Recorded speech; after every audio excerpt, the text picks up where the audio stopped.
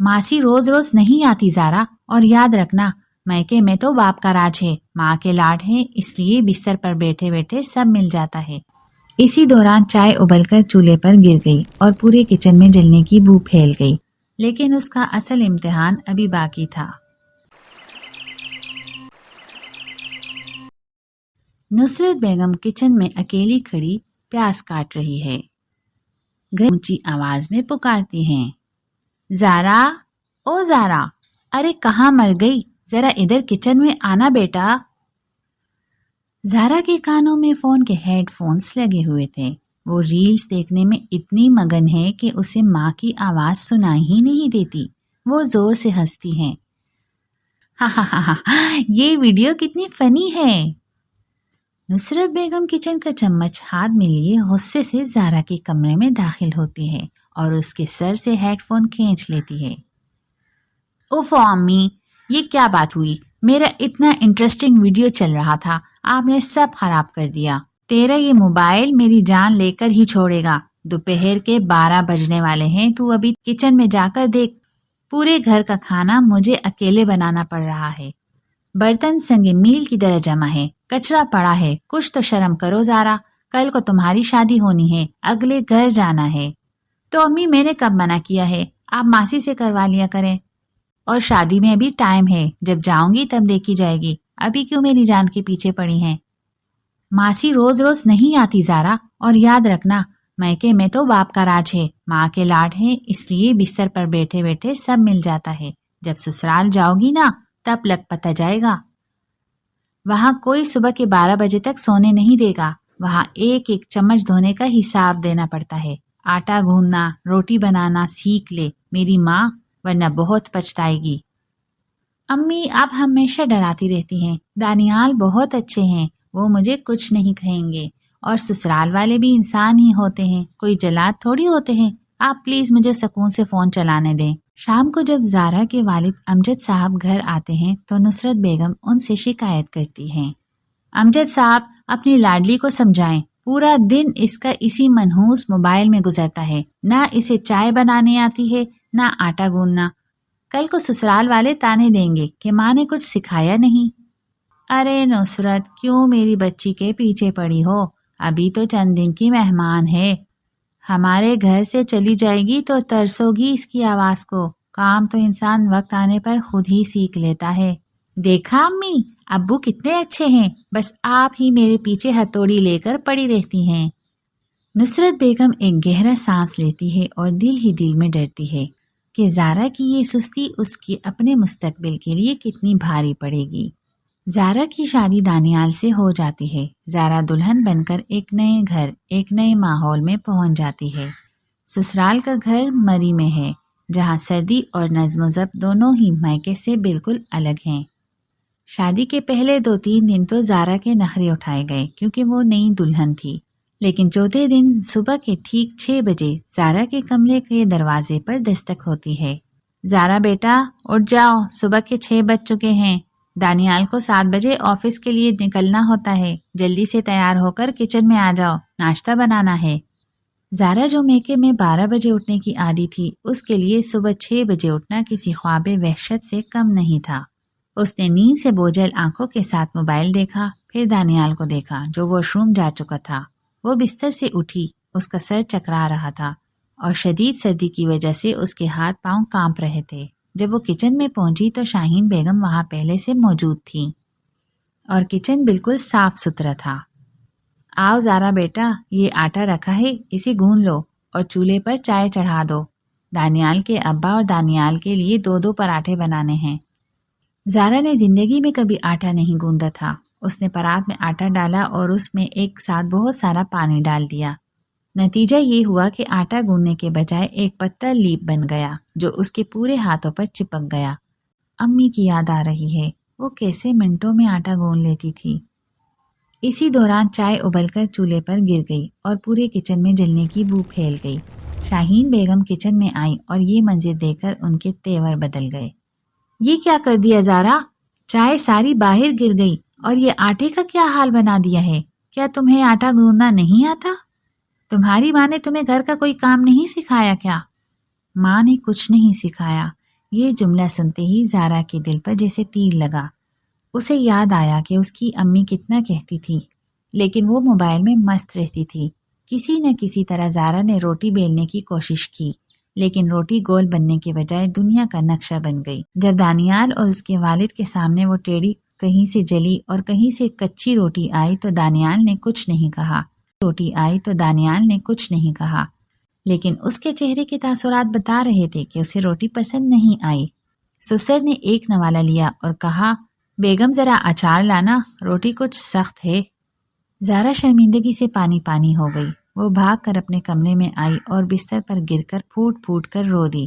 اس نے اپنا موبائل اٹھایا۔ اس کا دل چاہا کہ وہ اپنی امی کو فون کرے اور کہے کہ امی مجھے یہاں سے لے جائیں، مجھے نہیں رہنا یہاں، لیکن اسے اپنی امی کی وہ بات یاد آئی، جب سسرال جاؤ گی تو لگ پتہ جائے گا، وہاں کوئی نخرے نہیں اٹھائے گا۔ زارا کو اپنی غلطی کا احساس ہو گیا۔ اسے سمجھ آ گیا کہ میکے کی آزادی اور لاڈ صرف وہیں تک تھے۔ اب وہ ایک گھر کی بڑی بہو ہے اور اسے اپنا گھر سنبھالنا ہی ہوگا۔ سر پر آئی ذمہ داری اور عزم نو، زارا نے رو کر دن گزارنے کے بجائے حالات کا مقابلہ کرنے کا فیصلہ کیا۔ اس نے سوچا، اگر میں موبائل کا استعمال فالتو چیزوں کے لیے کر سکتی ہوں تو اپنی اصلاح کے لیے کیوں نہیں؟ اسی رات جب سب سو گئے، زارا نے اپنا موبائل نکالا، لیکن اس بار اس نے انسٹاگرام اور فیس بک نہیں کھولا، بلکہ یوٹیوب پر سرچ کیا، آٹا گوندنے کا صحیح طریقہ، گول اور نرم روٹی بنانے کا راز اور کم وقت میں کچن سنبھالنے کے طریقے۔ وہ رات بھر ویڈیوز دیکھتی رہی، چھوٹی چھوٹی باتیں نوٹ کرتی رہی کہ پانی کتنا ڈالنا ہے، آٹے کو کتنا مکھی دینا ہے اور توے کا درجہ حرارت کتنا ہونا چاہیے۔ اگلی صبح وہ شاہین بیگم کے اٹھنے سے پہلے صبح کے 5:30 بجے کچن میں پہنچ گئی۔ اس نے یوٹیوب کی ٹپ کے مطابق آٹے میں تھوڑا تھوڑا پانی ڈال کر گوندنا شروع کیا۔ اس بار آٹا بالکل صحیح گوند گیا۔ اس نے آٹے کو 15 منٹ کے لیے سیٹ ہونے کے لیے رکھا۔ جب اس نے روٹی بنائی تو وہ بالکل گول اور پھولی ہوئی بنی۔ جب ناشتے کی میز پر دانیال اور اس کے والد بیٹھے تو گرم اور نرم روٹیاں دیکھ کر سسر کے چہرے پر مسکراہٹ آ گئی۔ واہ شاہین، آج تو روٹی بہت نرم اور لذیذ بنی ہے، بالکل تمہارے ہاتھ جیسا ذائقہ ہے۔ یہ میں نے نہیں، زارا نے بنائی ہے۔ دانیال نے زارا کی طرف دیکھا اور آنکھ سے اسے تمز اپ کا اشارہ کیا، جس سے زارا کا حوصلہ آسمان کو چھونے لگا۔ کچھ مہینے گزر گئے۔ زارا نے آہستہ آہستہ کچن کے سارے کام، صفائی ستھرائی اور گھر کا انتظام سنبھالنا سیکھ لیا تھا، لیکن اس کا اصل امتحان ابھی باقی تھا۔ سردیوں کے عروج پر سسرال میں ایک بڑی دعوت کا اہتمام کیا گیا۔ دعوت سے ایک دن پہلے شاہین بیگم اچانک تیز بخار اور جوڑوں کے درد کی وجہ سے بستر پر گر پڑی۔ نن ثنا ابھی کالج میں تھی اور اسے کام کا کوئی تجربہ نہیں تھا۔ زارا امی کی طبیعت بہت خراب ہے، وہ اٹھ بھی نہیں پا رہی ہیں۔ اب اتنے سارے مہمانوں کا کھانا کیسے بنے گا؟ اگر کہو تو میں باہر سے کیٹرنگ کا انتظام کروں، لیکن ابو چاہتے تھے کہ گھر کا بنا ہوا کھانا کھلایا جائے۔ دانیال، آپ بالکل پریشان نہ ہو، میں ہوں نا۔ پچھلے چند دنوں میں نے صرف روٹی بنانا نہیں سیکھا بلکہ پورا کچن سنبھالنا سیکھا ہے۔ آپ بس بازار سے راشن لا دیں، باقی سب میں دیکھ لوں گی۔ زارا نے چادر کمر سے باندھی اور کچن کا رخ کیا۔ اس نے اپنی نند ثنا کو اپنے ساتھ ملایا اور اسے چھوٹے موٹے کام جیسے پیاز چھیلنا اور برتن ترتیب دینا سکھایا۔ زارا نے سب سے پہلے برتن دھونے والے سنک کو صاف کیا، بڑے پتیلے نکالے۔ اس نے ایک طرف چکن قورمہ چڑھایا، دوسری طرف بریانی کے چاول ابالنے رکھے اور تیسری طرف کھیر تیار ہونے کے لیے رکھ دی۔